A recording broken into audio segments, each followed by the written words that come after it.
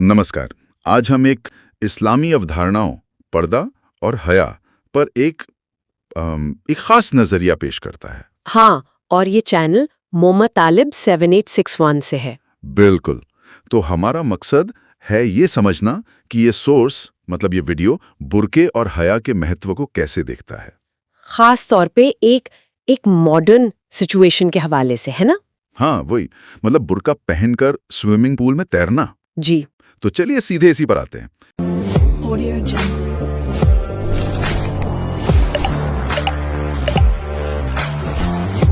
ये जो सोर्स है ये काफी क्या कहेंगे, सख्त नाराजगी दिखाता है इस बात पर। हाँ, कि एक महिला बुर्का पहनकर पूल में तैरे, भले ही शौहर साथ हो। बिल्कुल, और इसे साफ साफ बेहया मतलब बेशर्मी कहा गया है। जी, सोर्स इसे इस्लामी हया की जो सीमाएं हैं उनका उल्लंघन मानता है।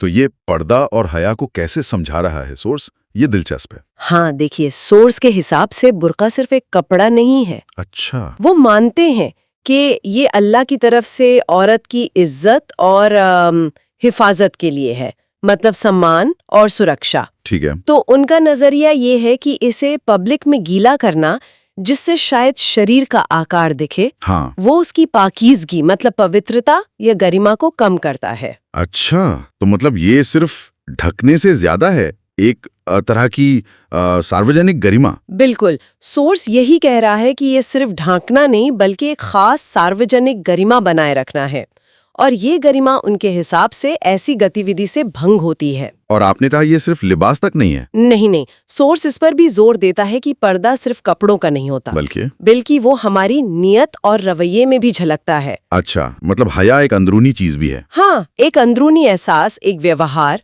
और इसी से जोड़कर वो कहते हैं कि जो वैवाहिक स्नेह है या अपनापन है, उसे सार्वजनिक रूप से दिखाने की बजाय घर की चार दीवारी में रखना बेहतर है। हाँ। वहाँ वो ज्यादा महफूज है। लेकिन ये बेहयाई वाली बात, खासकर जब शौहर साथ है, तब भी इसका क्या तर्क देता है सोर्स? देखिए, सोर्स का तर्क शायद इस बात पर है कि कुछ काम ऐसे होते हैं जो अपनी प्रकृति में ही सार्वजनिक प्रदर्शन के लिए ठीक नहीं माने जाते। हाँ, भले ही निजी जीवन में जायज हो। हाँ, बिल्कुल।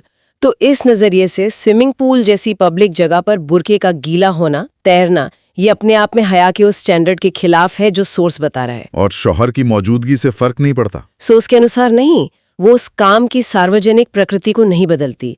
और अपनी बात को मजबूत करने के लिए वो एक हदीस का भी जिक्र करते हैं। कौन सी हदीस? हया ईमान का हिस्सा है। अच्छा। और इस हदीस से वो ये दलील देते हैं कि हया, पर्दा और शरीयत पर चलना दीन और दुनिया मतलब दोनों जहानों की भलाई के लिए जरूरी है।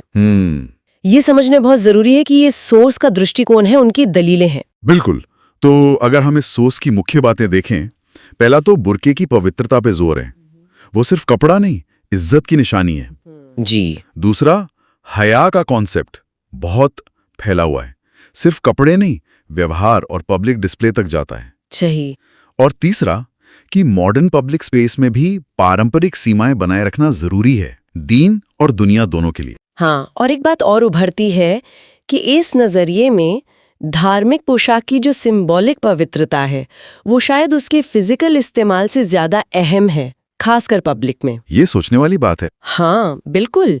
ये सोर्स हमें सोचने पर मजबूर करता है कि कैसे पारंपरिक धार्मिक रिवाजों और प्रतीकों को आज के सार्वजनिक जीवन में समझा और अपनाया जाता है, खासकर जब वो आज की एक्टिविटीज से टकराते हैं। जी। और ये सवाल भी उठता है कि एक ही मजहब के अंदर भी हया या पर्दे की कितनी अलग-अलग व्याख्याएं हो सकती हैं, और वो समय के साथ कैसे बदल सकती हैं या नहीं बदलती हैं। हाँ, ये एक ऐसा पहलू है जिस पर और सोचा जा सकता है।